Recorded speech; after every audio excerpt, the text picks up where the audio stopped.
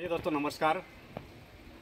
महानगर मुंबई की इस जंगल यात्रा से हम आज के इस संवाद में जीवन दर्शन यात्रा को आगे बढ़ाते हैं और आज हम जिस विषय पर बातचीत करते हैं वह है जीवन की आखिरी अकाट्य अवस्था मौत, यानी कि मौत की महान घटना जब भी, जहाँ भी, जैसे भी, जिस तरीके से जीवन में घटेगी, उस मौत की घटना के वक्त हमारे जीवन में क्या घटेगा।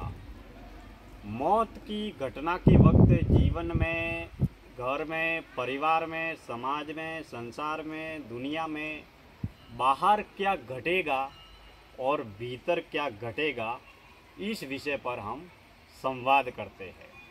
मित्रों, जन्म हमारा होने के बाद में जिस जीवन को जीते हैं, यानी कि पहली श्वास से लेकर आखिरी श्वास तक हम जिसे जीवन कहते हैं, इस जीवन का समापन मौत तक जाता है और मौत के बाद हम कहाँ जाएंगे, क्या होंगे, क्या करेंगे इत्यादि विषय में संतों के कहे अनुसार और ग्रंथों में पढ़े अनुसार हम केवल अनुमान लगा सकते हैं, लेकिन हमें खबर नहीं है, वास्तविक इस सत्य के या तथ्य को हम जानते नहीं हैं कि मौत के बाद में क्या होगा।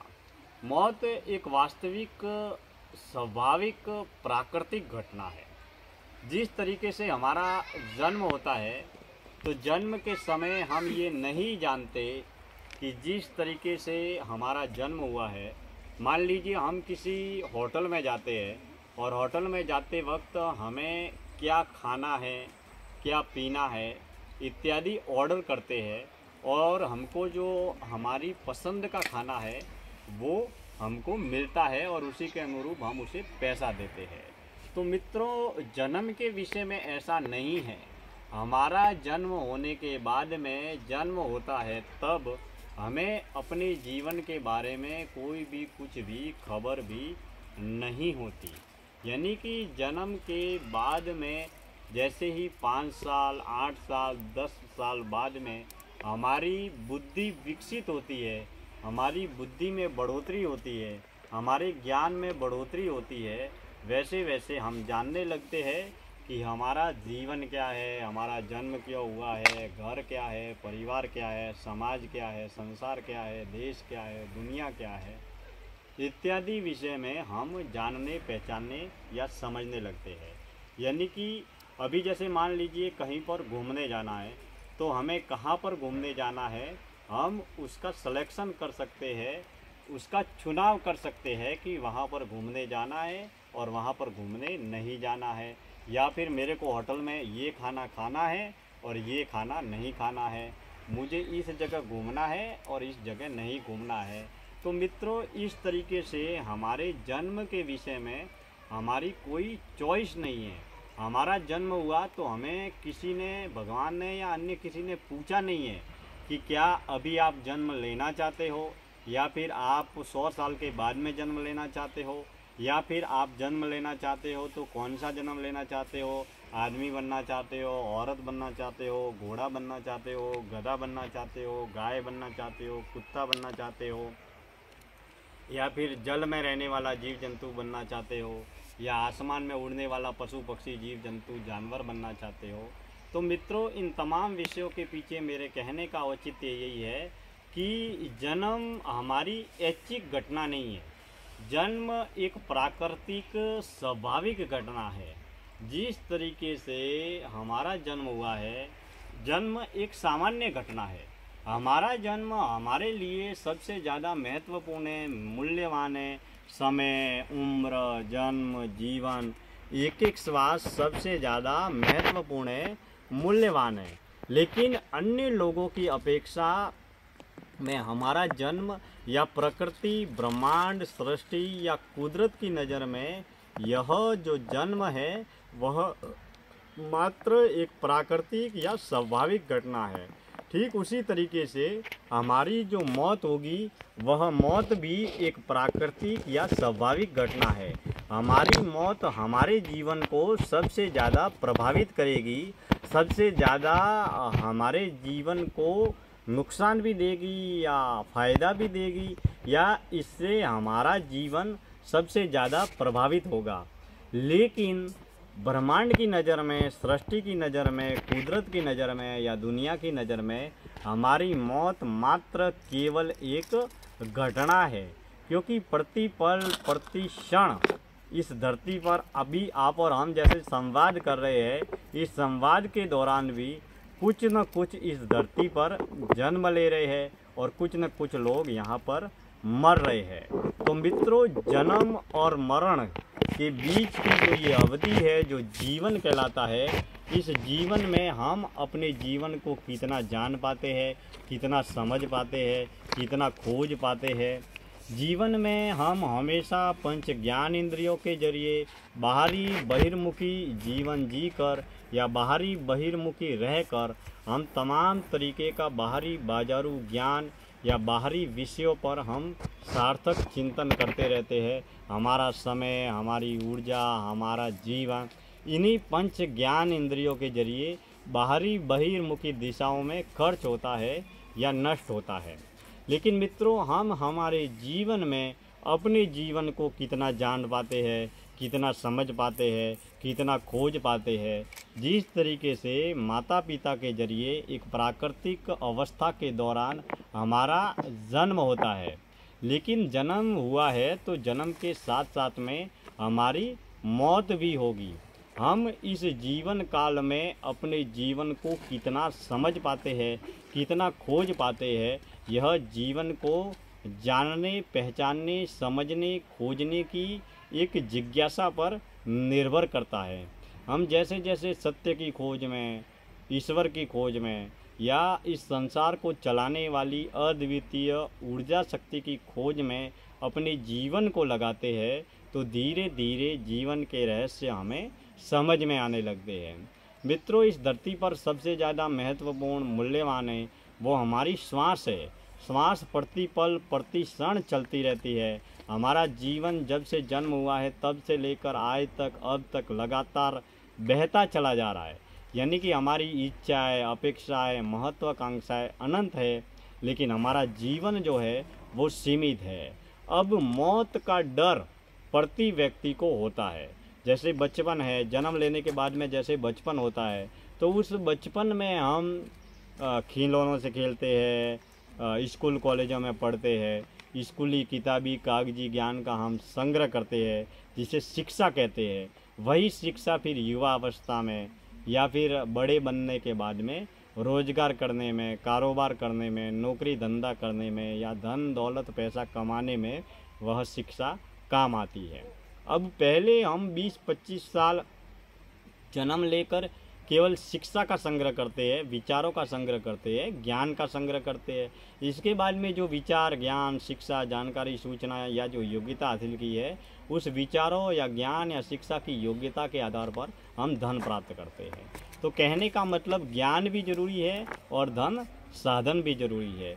इसके बाद में हमारी देह जब बुढ़ापे में कमज़ोर हो जाती है, रोगी बन जाती है, जब 60, 70, 80 साल की अवस्था में हम साध्य असाध्य रोगों से ग्रसित हो जाते हैं, हमारी ऊर्जा शक्ति भी कम हो जाती है, तब धीरे धीरे हमारी पंच ज्ञानेंद्रियाँ, पंच कर्म इंद्रियाँ कर्म करना कम कर देती है और धीरे धीरे बिल्कुल पूर्ण रूप से कम कर्म करना बंद कर देती है। अब ऐसी स्थिति में मौत वास्तविक स्वाभाविक घटना है। जिस तरीके से हम खाना खाते हैं, जिस तरीके से हम पानी पीते हैं, जिस तरीके से हम चलते हैं, बोलते हैं, देखते हैं, नहाते हैं, कंप्यूटर चलाते हैं, गाड़ी चलाते हैं, तो ठीक उसी तरीके से हमारे जीवन में मौत भी एक प्राकृतिक स्वाभाविक घटना है। जब हमारा देह अलग हो जाएगा, हमारा मन अलग हो जाएगा, हमारा प्राण भी अलग हो जाएगा।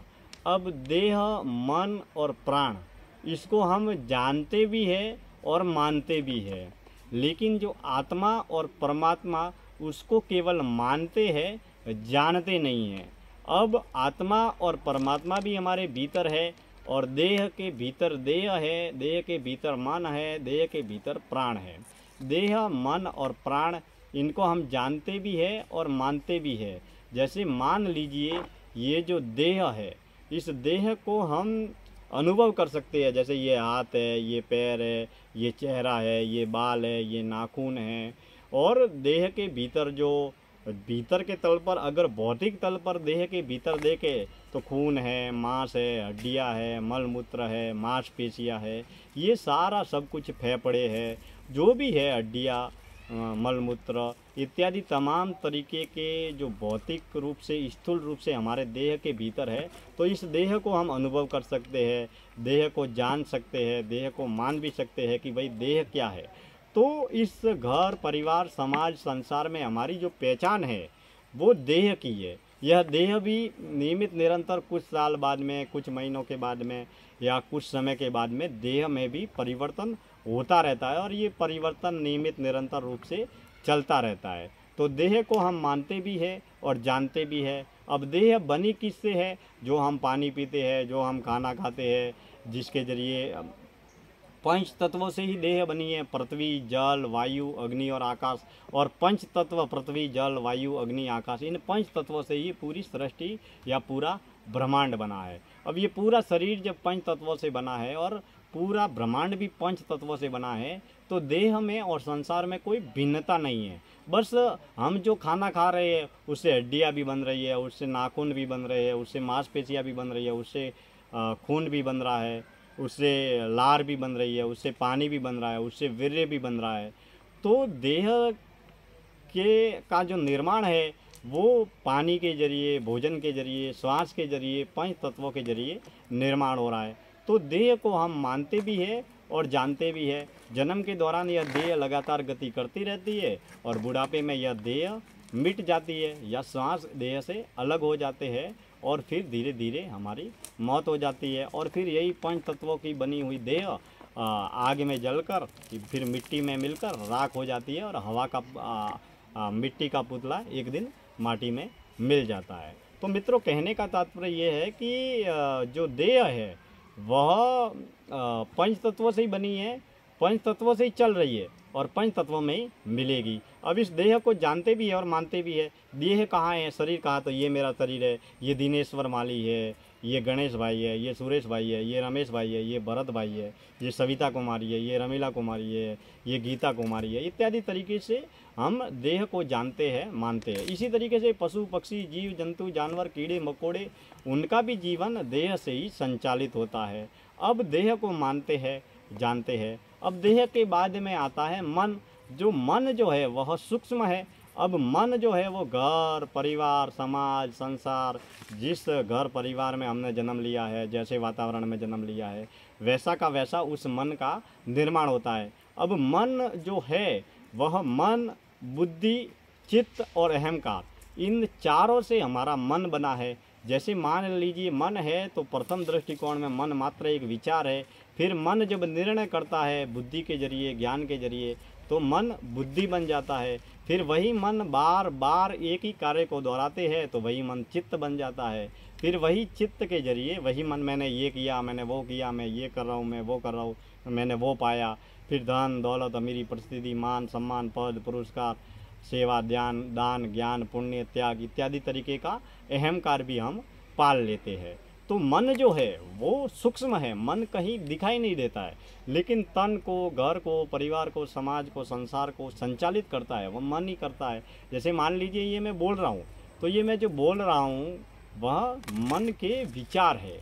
अब मन के विचारों को हम ज्ञान भी कह सकते हैं, शिक्षा भी कह सकते हैं, बुद्धि भी कह सकते हैं या अपना अनुभव भी कह सकते हैं। तो इस तरीके से देह के साथ में मन का निर्माण होता है। अब मन को हम मानते भी है और जानते भी है। जैसे मेरा मन है, मैं मेरे मन को देख रहा हूँ, मैं मेरे मन को सुन रहा हूँ। आपका मन जो कह रहा है वह आप सुन रहे हैं, आपका मन जो कह रहा है उसे आप देख रहे हैं। तो देह स्थूल है, देह को जानते भी है, मानते भी है। और मन जो है वह सूक्ष्म है। अब मन को हम मानते भी है और जानते भी है, क्योंकि मन ही मन के विचारों को देखता है, मन ही मन को जानता है, मन ही मन को कहता है कि आत्मा भी है, परमात्मा भी है, ये भला है, ये बुरा है, ये सुख है, ये दुख है, ये पाप है, ये पुण्य है, इत्यादि तरीके से तमाम तरीके के विचार हमारे मन में आते रहते हैं।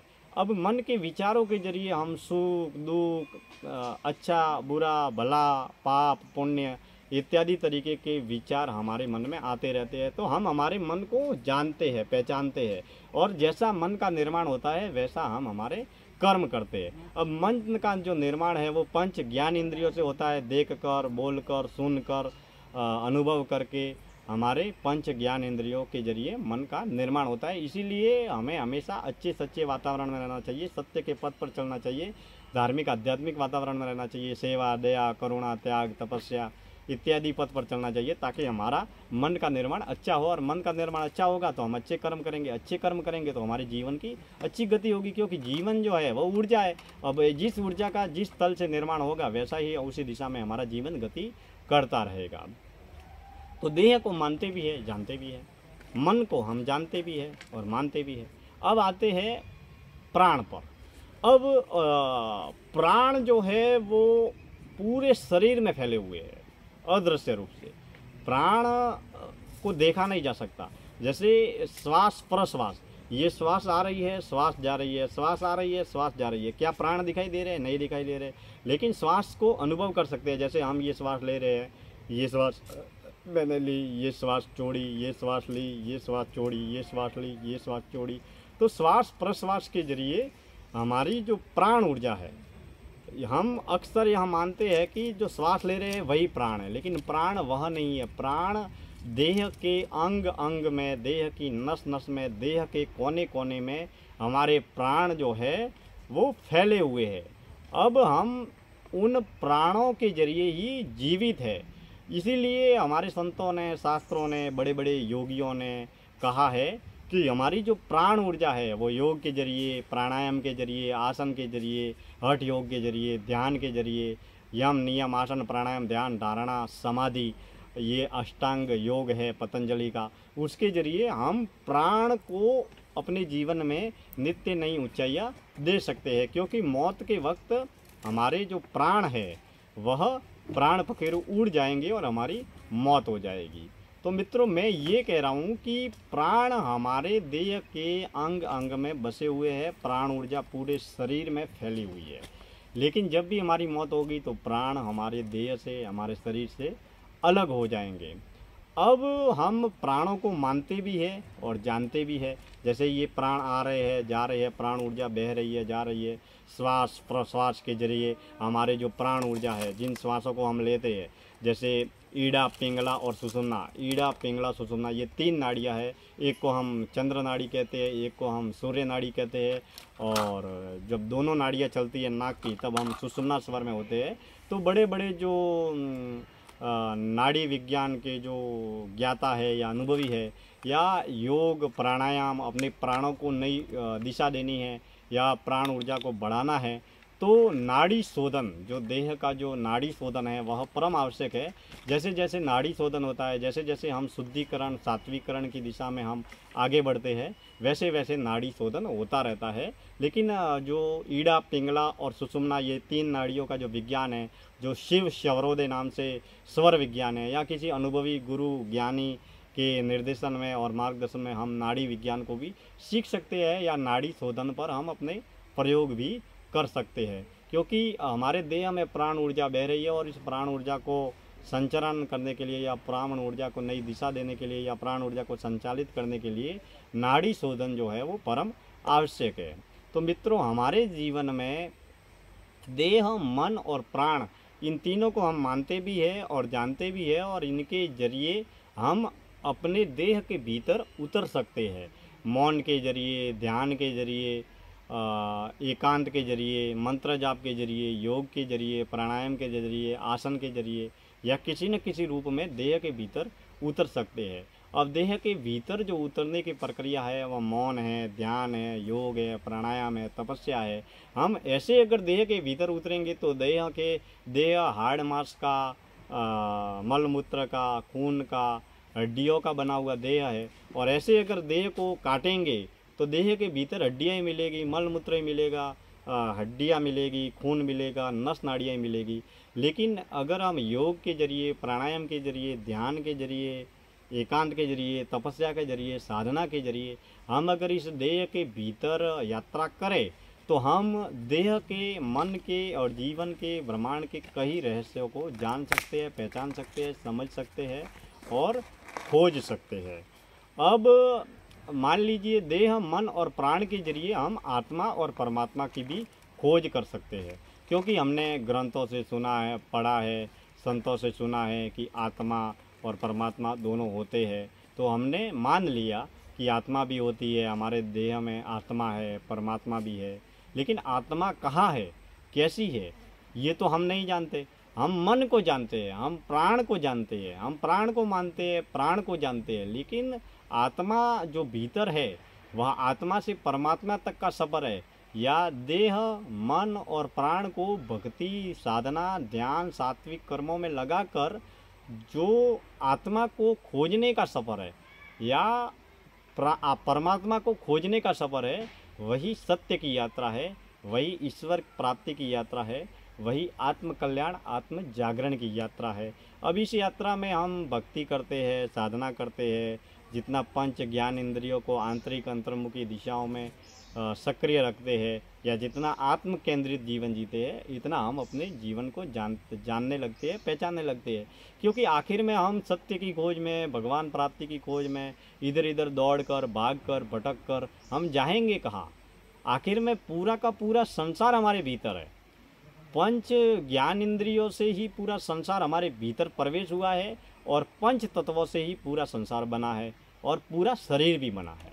अब जब ये पूरा पंच तत्वों का जो ये पुतला है, हाड़ मांस का पिंजरा जो है, ये जो 5 फुट, 6 फुट या 4 फुट का जो ये शरीर है, ये पूरा ब्रह्मांड से ही बना है। और जो हमने जो ज्ञान प्राप्त किया है, या जो शिक्षा, जानकारी, सूचना, जिस मन का निर्माण हुआ है, वह भी बाहर से ही हुआ है। जो बाहर से हमने प्राप्त किया है वही उसे ही हम दोहरा रहे हैं।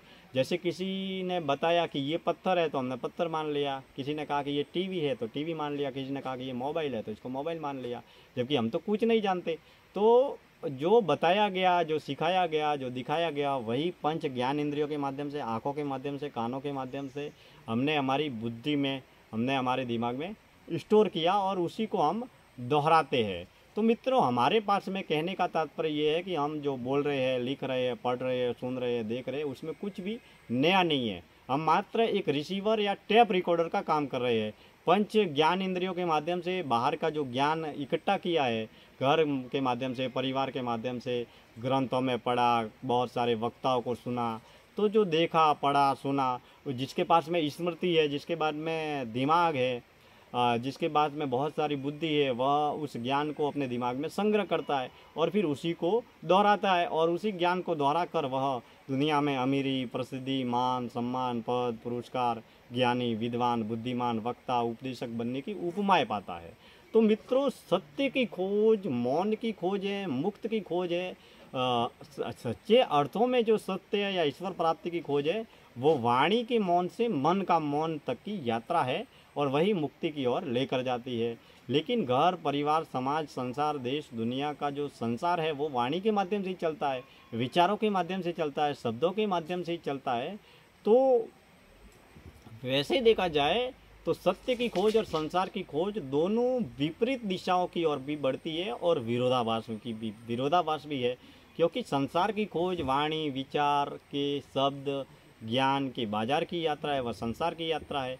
और सत्य की खोज है, वो वाणी के मौन से मन के मौन की यात्रा है, जो विचार से परे की यात्रा है। विचार, शब्द, ज्ञान और जहाँ तक कि साधक का अनुभव है, उससे भी परे की यात्रा है, जहाँ पर सत्य है, जहाँ पर शून्य है।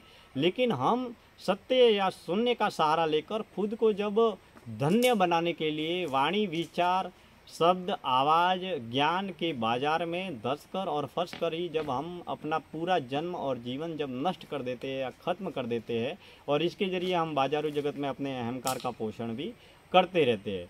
लेकिन घर, परिवार, समाज, संसार का जो बाजार है, या उसको चलाने के लिए या उसके सुधार के लिए या उस जीवन में एक जीवन को पारिवारिक, सामाजिक, सांसारिक जीवन को बेहतर से बेहतर बनाने के लिए यह उपयोगी भी है। वह जन कल्याण के भाव से भी किया जा सकता है, वह आत्म कल्याण के भाव से भी किया जा सकता है। हम ऐसे कोई हिमालय के योगी तो नहीं है, या इतनी हमारी साधना भी नहीं है, या इतना हमारा त्याग भी नहीं है कि हम बिल्कुल मौन को हमेशा के लिए धारण कर लेवे, या कहीं गुफा में जाकर, पहाड़ में जाकर ध्यान के जरिए हमेशा के लिए समाधि लगा लेवे। इतनी हमारी योग्यता भी नहीं है, इतना हमारा तप भी नहीं है, इतना हमारा जप भी नहीं है, और इतनी हमारी प्यास भी नहीं है, इतनी हमारी भूख भी नहीं है। तो मित्रों, जीवन में मौत एक न एक दिन होने वाली है, और जिस दिन जैसे भी हमारी मौत घटेगी, तब क्या घटेगा, इसके लिए हमें हमारे जीवन में हमेशा होश में रहने और जीने का प्रयास और अभ्यास करना चाहिए। मित्रों, एक बात जो मुझे याद आती है कि हम अगर, जैसे अभी हम चल रहे हैं, तो चलते वक्त हम कितने होशपूर्ण हैं, कितने सजग है, कितने जागरूक है। जैसे मेरा लड़का है और मेरे लड़के को कहीं लग गया, तो लग गया वो बात अलग है, लेकिन लगने के वक्त मैं उसका इलाज करवाऊंगा, डॉक्टर के पास मैं लेकर जाऊंगा, उसकी पट्टी करवाऊंगा, या जो भी इलाज होगा वो करवा लेंगे। लेकिन वो इलाज करवाना तो एक कर्म है, कर्तव्य है, लेकिन उसके प्रति मोह और अहंकार कितना है, दुख कितना है। जैसे जैसे साधक सुख से जितना मुक्त होगा, वैसे वैसे दुख से मुक्त होता चला जाएगा। और वास्तव में जैसा कि कहा गया है कि कर्म करो, फल की इच्छा मत करो, लेकिन वास्तव में ये कहना बड़ा आसान है कि कर्म करो, फल की इच्छा मत करो, लेकिन हम क्या करते हैं, सबसे पहले हमें फल क्या मिलेगा उसकी इच्छा और अपेक्षा, महत्वाकांक्षा पहले पालते हैं, इसके बाद में कर्म करते हैं। कर्म क्यों मिले, कर्म करेंगे तो क्या मिलेगा, कितना मिलेगा। हम फल की अंधी दौड़ में सबसे ज़्यादा, सबसे पहले दौड़ते हैं, भागते हैं। लेकिन जैसे जैसे साधक मौन की गहराई में, ध्यान में, तपस्या में, साधना में, जितना जितना साधक भक्ति और साधना करता है, बातें करने से यात्रा नहीं होगी, वाणी विलास, बुद्धि विलास के जरिए बड़े बड़े ज्ञानी, विद्वान, बुद्धिमान बनने से भी कुछ भी नहीं होगा। ठीक है, सांसारिक बाजारू जगत में हमें अमीरी, प्रसिद्धि, मान, सम्मान, पद, पुरस्कार मिल जाए, वो बात अलग है। लेकिन कर्मों के शुद्धिकरण के लिए, कर्मों के सात्विकरण के लिए जितना हम भक्ति, ध्यान, मौन, साधना, त्याग, तपस्या और कर्मों के शुद्धिकरण पर जितना हम ध्यान देंगे, उतना ही हम सत्य की दिशा में सार्थक रूप से आगे बढ़ते चले जाएंगे। मित्रों, जीवन बड़ा ही छोटा है, और जीते जी इस जीवन को जान लेना चाहिए, पहचान लेना चाहिए, समझ लेना चाहिए। जैसे ही हमारी मौत होगी तो हमारे घर वाले, परिवार वाले, समाज वाले, संसार वाले सभी को ये कह देंगे कि उक्त आदमी की मौत हो चुकी है। फिर शमशान में ले जाएंगे, रोना धोना शुरू हो जाएगा, तेल फुलेलों से नहलाएंगे और फिर शमशान में जलाएंगे। फिर 10 दिन, 12 दिन जिस घर, परिवार, समाज, संसार के जैसे भी रीति रिवाज होते हैं, उन रीति रिवाजों की पालना होगी 8 दिन, 10 दिन, 12 दिन, और इसके बाद में हमारा जीवन समाप्त हो जाएगा। यानी कि जैसे मान लीजिए, मैं अगर जानता हूँ तो मैं मेरे पिताजी को जानता हूँ और मैं मेरे दादाजी को जानता हूँ। मेरे परदादा और दादा के दादा और दादा के पिताजी, उनको मैं नहीं जानता हूँ, उनको मैं नहीं जानता। लेकिन इसी तरीके से जैसे हम हैं, तो हमें कौन जानते हैं, हमारे परिवार में, समाज में, हमारे मौत के बाद में हमारे बेटे हमको जानते हैं, या फिर हमारे पोते हमको जानेंगे। इसके बाद में चौथी या पांचवी पर पोते, पोते का बेटा, बेटे का बेटा, वो आएंगे, वो हमेशा के लिए भूल जाएंगे। जैसे मान लीजिए किसी भी घर परिवार में गए, जाएंगे या अपन जाते हैं, तो वहाँ पर रिश्तेदार, पड़ोसी या मित्रों के घर पे जाते हैं, तो उनके पिताजी के फ़ोटो या उनके दादाजी के फ़ोटो, दादी जी के फ़ोटो, नानी जी के फ़ोटो लगे रहते हैं। लेकिन उनके पहले जो मर चुके हैं, जो दादाजी नाना जी मर चुके हैं, उनके भी तो दादाजी नाना जी पिताजी होंगे, तो उनको तो हमेशा के लिए भूल गए और उनको कोई याद करता ही नहीं है, या करते भी है तो वो पूर्वज के रूप में कभी कभी श्राद्ध में वगैरह याद करते हैं।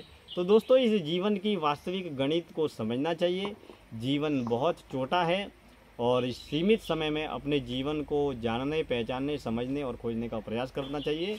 मित्रों, मौत एक वास्तविक, स्वाभाविक घटना है, कभी भी, कहीं भी, किसी भी क्षण हो सकती है। कहीं पर मैंने सोशल मीडिया में एक कोट्स पढ़ा था, बहुत अच्छा कोट्स था। उसमें लिखा था कि मौत जब भी होगी तो वो कह कर या बोल कर नहीं आएगी, कोई सूचना देकर नहीं आएगी कि मैं आने वाली हूँ। मौत जब भी होगी तो जो चीख होती है या खांसी होती है, तब जेब में जो रुमाल होता है उस रुमाल को निकालने जितना भी वक्त नहीं देती है। तो मित्रों, मौत कभी भी कहीं भी किसी भी रूप में हो सकती है। अब जब जन्म हुआ है, जिस जीवन को जिया है, जिस जीवन को जी रहे हैं, हमने बहुत कुछ पा लिया, धन कमाते कमाते लाख के करोड़, करोड़ के अरब, खरब के अरब, बहुत कुछ कमा लिया। आज हमें प्रसिद्धि, अमीरी के पीछे, कल हमें 10 लाख लोग जानते थे, 10 करोड़ लोग जानने लगेंगे। मैं तो कहता हूँ पूरी दुनिया जानने लगे। लेकिन अपने जीवन के जो कर्म है, अपने जीवन के जो विचार है, अपने जीवन का जो ज्ञान है, अपने जीवन का अनुभव है, जो मन, बुद्धि, चित्त, अहंकार जो है, वो हमारे जीवन को प्रभावित करेंगे। और कर्म करने के पीछे हमने कर्म को किस भाव से किया है। कई बार कर्म अच्छा दिखता है लेकिन कर्म के पीछे का भाव बुरा होता है। कई बार कर्म बुरा दिखता है लेकिन बुरे कर्म के पीछे अच्छा भाव होता है। जैसे विद्यालय में जब पढ़ते थे, तो विद्यालय में पढ़ते थे तो गुरुजी हमको पढ़ाई नहीं करने पर पीटते थे, डंडा मारते थे, चाटा मारते थे, मुक्का मारते थे। तो कोई दूर से देखेगा तो वो ऐसा ही लगेगा कि इस बच्चे को पीट रहे हैं, लेकिन पीटने के पीछे गुरुजी का भाव है या अध्यापक जी का जो भाव है, वह भाव ये है कि बच्चा पढ़ लिख कर, विद्यार्थी पढ़ लिख कर, ये छात्र आगे बढ़े, पढ़ने में ध्यान देवे, तो भाव अच्छा है। जैसे कोई छोटा बच्चा है, छोटा बच्चा गीली मिट्टी में खेलता है, धूल में खेलता है, तो माँ उसको मारती है, लेकिन माँ का भाव अच्छा है। तो ठीक उसी तरीके से कर्म करने के पीछे किसी कर्ता या भोक्ता का भाव क्या है। तो कई बार कर्म करने के पीछे कर्म बुरा होता है लेकिन भाव अच्छा होता है। कई बार कर्म का भाव अच्छा होता है लेकिन कर्म बुरा होता है। जैसे मान लीजिए मैं एक बार मैं खेत से मैं मेरे गांव में घर पर आ रहा था, तो वहीं पर बीच में नदी पड़ती है। तो मेरे साथ में मेरा भतीजा था गौरव। तो जैसे ही हम आ रहे हैं तो वहाँ पर जो आदिवासी वनवासी लोग हैं वो मछलियों को आटा डाल रहे हैं। तो मेरे साथ में जो भतीजा था वो गौरव बच्चा है और उसकी समझ इतनी विकसित नहीं है। वो बोल रहा, देखिए ये कितना सेवा का काम कर रहे हैं, कितना पुण्य का काम कर रहे हैं, कितना भलाई का काम कर रहे हैं। ये बेचारी नदी में जो मछलियाँ है तड़प रही है, खाने को नहीं मिलता, उनको उनको आटा डाल रहे हैं। तो बच्चे की नज़र में क्या है कि वह आटा डाल रहे हैं, वह भलाई का काम कर रहे हैं, सेवा का काम कर रहे हैं, त्याग का काम कर रहे हैं, पुण्य का काम कर रहे हैं। लेकिन वास्तव में उन मछलियों को आटा डालने के पीछे उनका भाव क्या है? भाव वो है कि मैंने उसे बताया है या कुछ ही टाइम यहाँ पर 10-15 मिनट यहीं पर खड़े रहो। ये जो आटा डाल रहे हैं, आटा डालने के बाद में क्या करते हैं, जैसे ही उन्होंने आटा डाला और आटा डालने के बाद में जैसे ही मछलियाँ इकट्ठी हो गई, तो उन्हीं मछुआरों ने, उन्हीं आदिवासियों ने, उन्हीं वनवासियों ने जो मछली पकड़ने वाले थे, उन्होंने जाल डाल दिया और जाल डालने के बाद में वो सारी मछलियाँ उसमें फंस गई।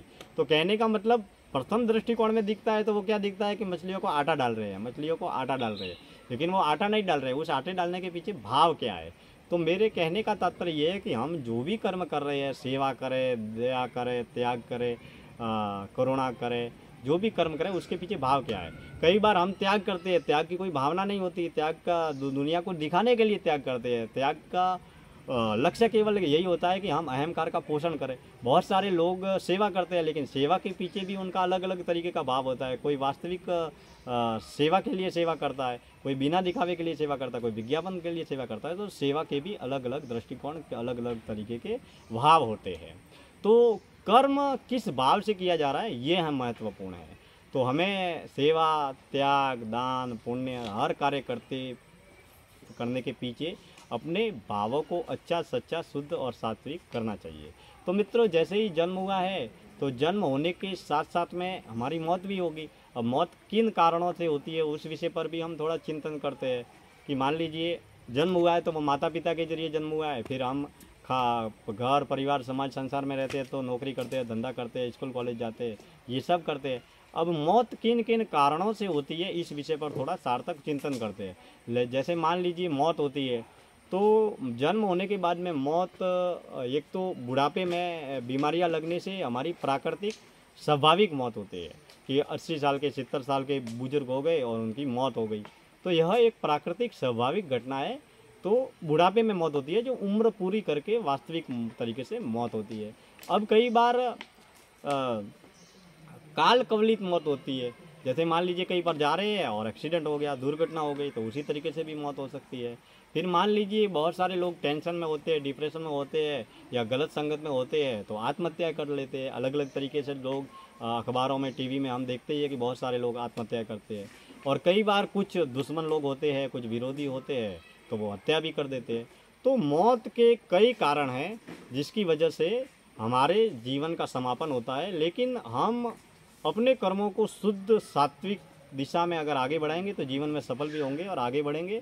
जिस तरीके से हमारा प्राण कोश है, अन्नमय कोश है, मनोमय कोश है, इस पंच कोशों के शुद्धिकरण के लिए भी काम करना चाहिए। दोस्तों, महानगर मुंबई के जंगलों से आज की इस जीवन दर्शन यात्रा का हम समापन करते हैं और ज्ञान, धर्म, ध्यान, दर्शन, आध्यात्म के से जुड़े हुए विविध अनुभवों पर हम समय समय पर सार्थक चिंतन करते रहेंगे। मैं दिनेश्वर माली आप सभी का तहे दिल से हार्दिक आभार व्यक्त करता हूँ। कल हम किसी और नए विषय को लेकर बातचीत करेंगे। आज की इस जीवन दर्शन यात्रा में इतनी बातें। आप सब हमसे जुड़े हैं, इसके लिए आपका बहुत बहुत धन्यवाद। जुड़े हैं और जुड़े रहे। धन्यवाद।